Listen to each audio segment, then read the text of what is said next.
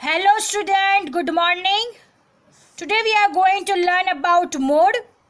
First of all, what is the meaning of mode?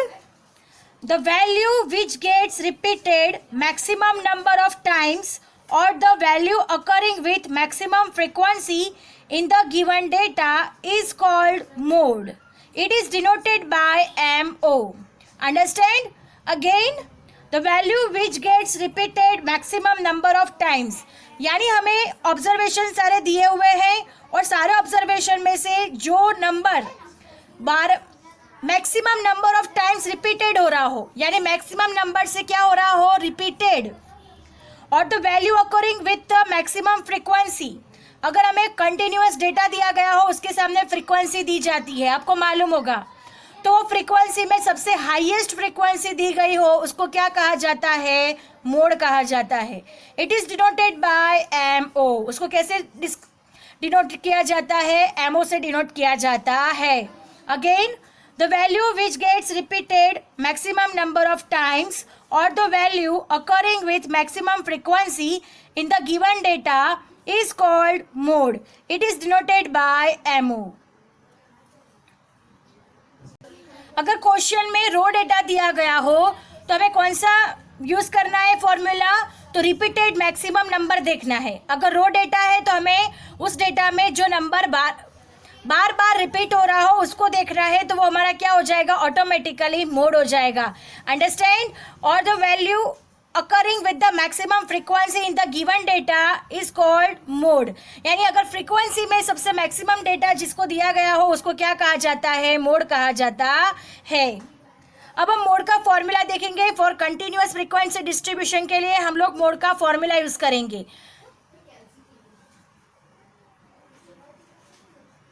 Now look at here student, this is the formula for mode. The class having maximum frequency is called model of the class of the frequency distribution. The mode is further obtained using the following formula. Mode उसके आगे से ये formula से हमें find किया जाएगा, यानी frequency में सबसे हाईएस्ट हमें डिजिट फाइंड करनी है, उसके बाद हमें ये फॉर्मूला रख के क्या फाइंड करना है, मोड फाइंड करना है. So mode is equal to MO is equal to L plus F M minus F1 divide by 2fm minus F1 minus F2 into C.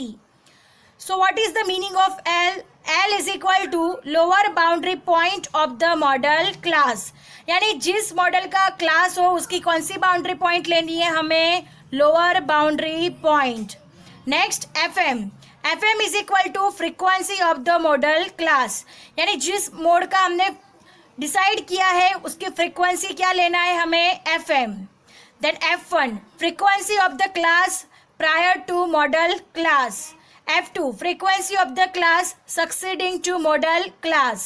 C class length of the model class. यानी उसकी class length लेनी है, जो class हमने decide किया है, जो class हमें मिल रहा है उस क्लास का हमें क्या फाइंड करना है, क्लास लेंथ. सो स्टूडेंट, जब हम ये फॉर्मूला का यूज करेंगे, उसके एग्जाम्पल काउंट करेंगे, तब हमें अच्छे से पता चलेगा कि FM को क्या लेना है, F1 कैसे लेना है और F2 कैसे लेना है.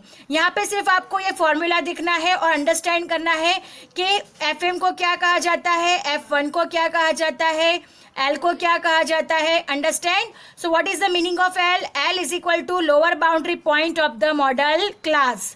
Then FM is equal to frequency of the model class. Then F1 is equal to frequency of the class prior to model class.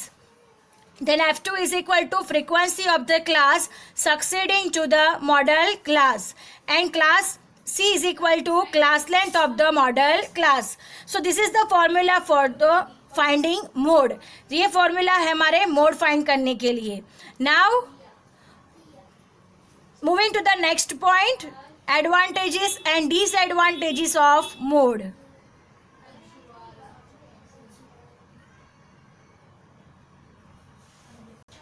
Now advantages and disadvantages of mode. Right. Advantages में first है, it is easy to understand and calculate. जब हम count करेंगे तब हमें पता चल जाएगा कि it is easy to understand and calculate. It can be found mainly by inspection, यानी सिर्फ इंस्पेक्शन करने से ही हमें मोड पता चल जाता है. It is not affected by too large और too small values.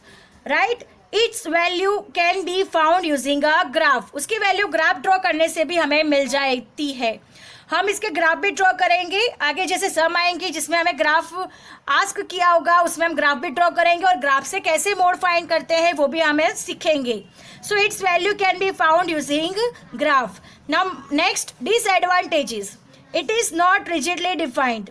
There can be more than one mode for the given variable, whereas sometimes the mode cannot be found. यानी एक से ज़्यादा, अगर ज़्यादा से ज़्यादा रिपीटेशन हो रहा है तो हमें कंफ्यूज हो जाएंगे कि कौन सा ऑब्जर्वेशन हमारे लिए मोड होगा. It is not based on all observation. वो हर एक ऑब्जर्वेशन पे बेस्ड नहीं होता, बिकॉज हमें वहाँ से सिर्फ हाईएस्ट फ्रीक्वेंसी फाइंड करनी होती है और हाईएस्ट फ्रीक्वेंसी हमारे लिए क्या हो जाती है, मोड हो जाती है. It has less stability in sampling as compared to the mean. It is not suitable for further mathematical calculation. ये suitable नहीं है mathematical calculation के लिए. Understand? So these are the advantages and disadvantages of mode. First, it is easy to understand and calculate. Then it can be found merely by inspection. It is not affected by too large or too small values. Its value can be found using a graph. Then the disadvantages, it is not rigidly defined. There can be more than one mode for the given variable, whereas sometimes the mode cannot be found. It is not based on all observations. It has less stability in sampling as compared to mean. It is not suitable for further mathematical calculation. Now we are going to start exercise 3.5. Which is based on mode. उसमें हमें 3.5 में पूरी exercise किस पे based है, mode पे based है. यानी पूरी एक्सरसाइज में हमें मोड ही फाइंड करना है. So let us start exercise 3.5 some number 1.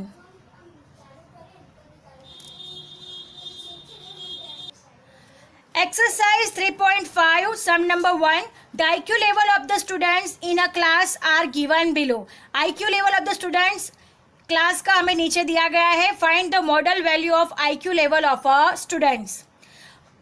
IQ level of the students दिया गया है 146, 134, 143, 144, 138, 145, 153, 138, 138, 146, 140 एंड 135.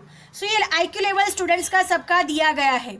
अब मोड का जो डेफिनेशन है वो हमें क्या कहता है कि जो सबसे ज़्यादा रिपीटेड फ्रीक्वेंसी होती है उसको क्या बोला जाता है, क्या कहा जाता है, तो मोड कहा जाता है. अब यहाँ पे आप लोग देख सकते हो सबसे रिपीटेड फ्रीक्वेंसी कौन सी आपको दिखाई दे रही है. तो यस 138 3 दफ़ा रिपीट हो रहा है.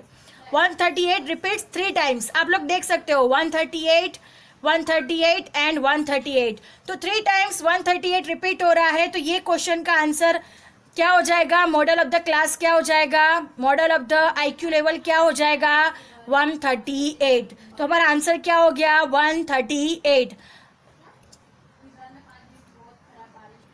Now look at here student, this is the data of IQ level of the students. In the given data, observation 138 repeats thrice, which is the highest than the repetition of any other observation of the data. Hence the mode of the intelligent quotient of student MO is equal to 138. Understand? क्यों 138 आ रहा है? Because 138 कितनी times repeat हो रहा है, thrice time repeat हो रहा है than the comparison to the other observation. So our mode is 138. Understand? Now moving to the next, second one question. Now look at here, second question. The following table gives the number of cakes sold each day at a bakery. Find the mode for sale of cakes. क्या find करना है? Mode find करना है for sale of cakes. Number of cakes 10, 12, 13, 16, 17, 18. And number of days 5, 9, 25, 16, 10 और 7. ये number of days क्या हो गया हमारा, फ्रीक्वेंसी. अब हमारा जो डेफिनेशन है वो डेफिनेशन में क्या था, तो डेफिनेशन ये कह रहा है कि the value occurring with the maximum frequency, the value occurring with the maximum frequency. तो ये नंबर ऑफ डेज हमारा क्या है, फ्रीक्वेंसी है. तो नंबर ऑफ डेज में फ्रीक्वेंसी है, तो फ्रीक्वेंसी सबसे हाईएस्ट नंबर कौन सा है, तो 25। तो उसके सामने केक्स कितना है, 13, तो ये 13 हमारा क्या हो गया, मोड। अंडरस्टैंड कैसे फाइंड किया, तो फ्रीक्वेंसी में से सबसे हाईएस्ट डिजिट हमें फाइंड करनी है, तो 25 इज हाईएस्ट, सो 25 के सामने केक्स कितना है, तो 13, तो नंबर ऑफ केक्स कितना हो गया, 13। Understand. Now look at here student, x and F, days 10, 12, 13, 16, 17, 18, frequency 5, 9, 25, 16, 10, 7, highest frequency कितनी है यहाँ पे, 23। The observation having a maximum frequency 25 is equal to 13 cakes, यानी मोड हमारा क्या हो गया, 13, तो MO is equal to 13 cakes. Understand. So MO is equal to, हमारा आंसर क्या हो गया, MO is equal to 13 cakes. Why? Because highest frequency हमारे 25 है, 25 के सामने x is equal to कितना है, 13 है, तो हमारा मोड कितना हो गया, 13 cakes. So our lecture is over here and our sum is also over here. I hope you understand it very well. Thank you students.